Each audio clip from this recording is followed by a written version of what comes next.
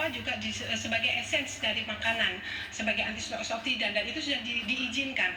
Nah, untuk ini memang untuk beberapa orang yang sensitif, memang mungkin dosis yang digunakan jangan terlalu banyak menghisap itu seperti itu. Mungkin itu yang menyebabkan sedikit iritasi.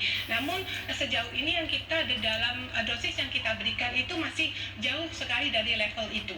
Jadi efektivitas antara aktivitas antivirus yang kita masukkan di dalam setiap produk dengan kemampuan dia mengiritasi itu cukup jauh. Jadi insya Allah sih aman untuk digunakan secara inhalasi seperti itu. Ya, untuk dokter, semua ini varian produknya. artinya ini efektivitasnya bertahan berapa lama kalau digunakan seperti yang kalung ini? Kalau kalung, karena ini produk serbuk nanoteknologi ya, serbuk eukaliptus yang di nanoteknologi, itu memang bertahannya 2-4 minggu.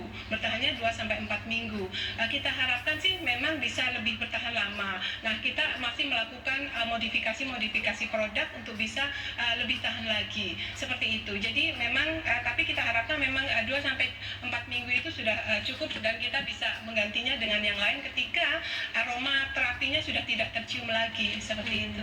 Baik, Prof. Zulis mungkin bisa sambil menanggapi kandungan senyawa eukaliptus yang mungkin dari dulu sudah ada sebenarnya di Indonesia. Iya, oke.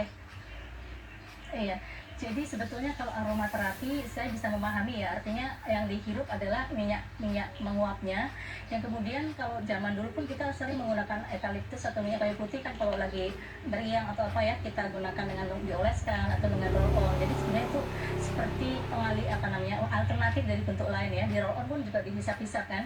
Nah, mungkin yang ingin saya komentari adalah klaim bahwa itu akan bersifat sebagai antivirus. Itu yang mungkin agak terlalu mungkin perlu hati-hati, karena dosis yang bisa menjadikan efek antivirus itu dengan cara seperti itu mungkin apakah tercapai gitu ya. Tetapi sebagai pelega pernafasan, sebagai itu saya sangat setuju, karena memang selama ini kita menggunakan minyak kayu putih sebagai untuk misalnya hidung tersumbat dan sebagainya, pilek gitu ya. Saya kira itu memang sangat manjur. Jadi mungkin lebih kepada edukasi pada masyarakat. Mungkin istilah antivirus ini mungkin yang perlu hati-hati menggunakannya, karena istilah antivirus adalah suatu klaim yang tinggi ya, dan itu harus dibuktikan apakah walaupun in vitronya itu sudah terbukti, tetapi ketika digunakan seperti ini apakah benar, karena klaimnya adalah dengan menggunakan kalung ini bisa membunuh misalnya 40% virus misalnya dengan 15 menit. Nah, itu yang saya kira mungkin perlu dibuktikan apakah memang benar seperti itu. Maksudnya secara Zulis ini sebagai aromaterapi saya kira itu efektivitasnya begitu ya dalam antivirus ini yang harus diteliti lebih lanjut lagi. Karena kalau saya baca di beberapa media itu dikatakan bahwa kalung ini dengan menggunakan selama 15 menit akan bisa membunuh sekitar 45% kalau nggak salah, 30 menit sampai 80% itu kalau saya tidak salah baca.